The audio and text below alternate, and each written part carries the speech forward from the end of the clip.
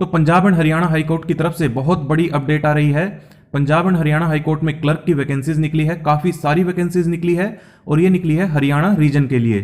तो आप देख सकते हैं एम्प्लॉयमेंट नोटिफिकेशन 14 अक्टूबर लिखा है, लेकिन आज ये नोटिफिकेशन जारी किया गया है और आज से ही आप अप्लाई कर पाएंगे। लास्ट डेट है 30 अक्टूबर 2022। तो क्लर्क की बहुत सारी वैकेंसीज निकली है। इस वीडियो में मैं आपको डिटेल में सभी प्रकार की जानकारी दूंगा, क्योंकि इनके रिक्रूटमेंट प्रोसेस से मैं खुद गुजरा हुआ हूं और पिछले 4-5 साल से ऑब्जर्व कर रहा हूं इनकी रिक्रूटमेंट प्रोसेस को। तो आप देख सकते हैं वैकेंसी पोजीशन एज ऑन 30 जून 2022। ऐसा क्यों लिखा है?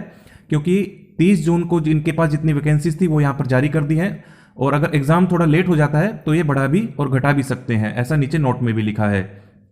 तो अब कितनी वैकेंसीज निकाली है 30 जून 2022 के हिसाब से? 390 वैकेंसीज हैं। बाइफर्केशन आप देख सकते हैं 198 है जनरल की, SC ST ऑफ हरियाणा के लिए है 66, बाकी आगे आप देख सकते हैं। पहला नोट मैंने आपको बता दिया, नंबर ऑफ वैकेंसीज बढ़ाई या फिर घटाई जा सकती है, क्योंकि 30 जून के हिसाब से इन्होंने वैकेंसी जारी की है। सेकंड नोट कह रहे हैं the benefit of relaxation in age, fees and reservation will not be extended to the applicants of reserve categories of other state. तो देखिए ये वाली जो रिलैक्सेशन है इनमें, चाहे वो एज में हो, फीस में हो, रिजर्वेशन में हो, अदर स्टेट के कैंडिडेट्स को नहीं दी जाएगी, एक्सेप्ट इसको छोड़कर। किसको? Age relaxation to government employees as provided in rules. तो गवर्नमेंट एम्प्लॉइज को छोड़ के these applicants required to apply under general category. तो अदर स्टेट के कैंडिडेट को रिजर्वेशन नहीं मिलेगा, उन्हें जनरल कैटेगरी में अप्लाई करना होगा, ऑनलाइन आवेदन होंगे। In case sufficient required number of candidates are not available in any of respective reserve category, then the vacancies left unfilled in such category may be filled by the honorable committee from amongst the candidate available in unreserved category। तो देखिए किसी reserve category में candidates available नहीं होते हैं और reserve category में vacancies खाली रह जाती हैं, तो जनरल कैटेगरी के कैंडिडेट्स को उसमें भर दिया जाएगा। अब बात कर लेते हैं एज लिमिट की। तो 1 जनवरी 2022 को आपकी एज देखी जाएगी। जनरल की मिनिमम एज 18, मैक्सिमम 42 होनी चाहिए। SC ST के लिए भी सेम 18 से 42, लेकिन 5 साल की एज रिलैक्सेशन है। BC ऑफ हरियाणा के लिए 18 से 47 एज रिलैक्सेशन के साथ। ऐसे ही आप आगे देख सकते हैं एक्स सर्विसमैन ऑफ हरियाणा के लिए, PSC of Haryana in service employees के लिए, unmarried womens, person who have already worked, जो पहले से काम कर चुके हैं उनके लिए भी, equal to the period of experience on ad hoc contract work charge based daily wages excluding the period of break if any subject to attaining the maximum age of 55 years. तो देखिए इन्हें जो है रिलैक्सेशन दी जाएगी। तो जो पहले काम कर चुके हैं, चाहे वो एडहॉक पे, कॉन्ट्रैक्ट पे, वर्क चार्ज पे, उन्हें मैक्सिमम 55 ईयर्स तक एज रिलैक्सेशन दी जाएगी। अब बात करते हैं क्वालिफिकेशन की। तो degree of bachelor of arts और बैचलर ऑफ साइंस और इक्विवेलेंट। तो देखिए किसी भी स्ट्रीम से आपने ग्रेजुएशन की हो तो आप अप्लाई कर पाएंगे। He she should have pass matriculation examination with Hindi. तो देखिए बहुत अच्छी खबर है, क्योंकि हरियाणा रीजन के लिए तो इसलिए इन्होंने हिंदी मांग ली, पंजाब के लिए लोग पंजाबी मांगते हैं। तो 10वीं में आपने हिंदी पढ़ी हो as one of the subject and must have proficiency in operation of computer. तो कंप्यूटर भी आपको आना चाहिए, क्योंकि स्किल टेस्ट भी होता है जिसमें आपसे एक्सेल और वर्ड में जो है कुछ चीजें पूछी जाएंगी, वो अभी मैं आपको नीचे बता दूंगा। The applicant should fulfil the condition of qualification on the last date of receipt of application, that is 30 October. तो देखिए एज के लिए इन्होंने कहा था 1 जनवरी 2022 और क्वालिफिकेशन के लिए कह रहे हैं 30 अक्टूबर 2022 को आपके पास ये सभी क्वालिफिकेशन होनी चाहिए, जो भी अभी मैंने आपको बताई है, यानी कि बैचलर डिग्री। अब इन्होंने कुछ डिस्क्वालिफिकेशन भी दी है। अब डिस्क्वालिफिकेशन की बात आई है तो ये बड़े स्ट्रिक्ट है। ये जो सोसाइटी है जो ये अपॉइंटमेंट करती है, ये बड़ी स्ट्रिक्ट है। थोड़ी सी भी डिस्क्रिपेंसी को ये जो है इग्नोर नहीं करती है और आपकी लिस्ट जारी कर देगी डिस्क्रिपेंसी की, तो आप ध्यान रखिएगा। तो पहला है no person who has entered into or contracted a marriage with a person having a spouse living. तो आपकी शादी किसी ऐसे व्यक्ति के साथ नहीं होनी चाहिए, ऐसे स्पाउस के साथ जिसका पहले से ही हस्बैंड या वाइफ लिविंग में है। Who having a spouse living, अगर आपकी कोई स्पाउस लिविंग है और आप किसी के साथ एंटर करते हैं कॉन्ट्रैक्ट करने का शादी का, तो भी आप एलिजिबल नहीं होंगे।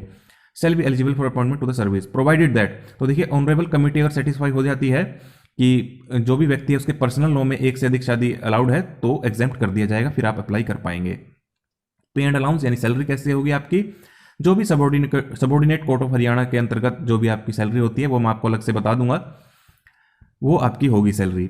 For regular government employ the applicant who are in the service of the Punjab and Haryana high court other subordinate court duty while applying should obtain no objection. तो देखिए जो पहले से वर्किंग है उन्हें एनओसी लेना होगा।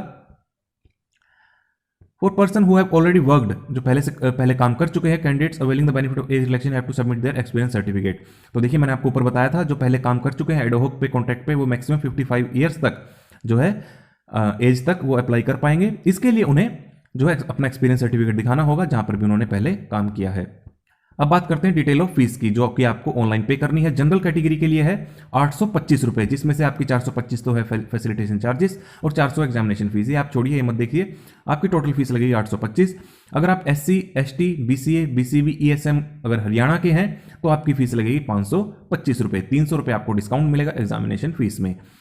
PSC ऑफ हरियाणा है तो as per their original category, तो जिस भी कैटेगरी में आप बिलोंग करते हैं वही आपकी फीस लग जाएगी, चाहे अगर आप SC ST BCA में हैं तो आपकी 525 लगेगी। ये तो थी बात मेल कैंडिडेट्स की। अब बात करते हैं फीमेल कैंडिडेट्स की।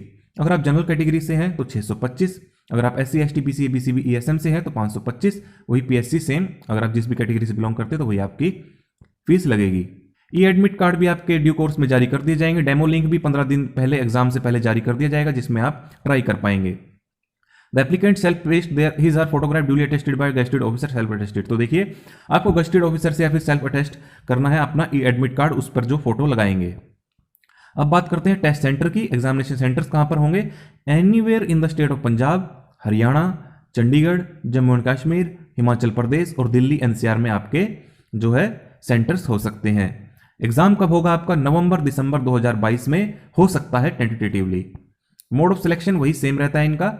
The applicant shall have to take online written examination, तो आपका कंप्यूटर बेस्ड एग्जाम होगा। 2 घंटे का आपको समय दिया जाएगा, जिसमें आपसे जनरल नॉलेज पूछे जाएंगे। ऑब्जेक्टिव टाइप होंगे 50 मार्क्स का, और इसी तरह से आपका इंग्लिश कॉम्पोजिशन, जिसमें ऑब्जेक्टिव तो होगा 20, सब्जेक्टिव में 30 मार्क्स, जिसमें आपसे पूछा जाएगा एसे, लेटर, प्रेसेज, ट्रांसलेशन।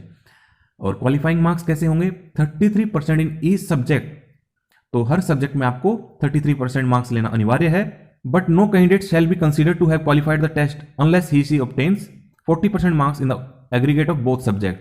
तो 40% मार्क्स आपको एग्रीगेट भी लेने होंगे, 33% सब्जेक्ट वाइज और 40% मार्क्स एग्रीगेट में।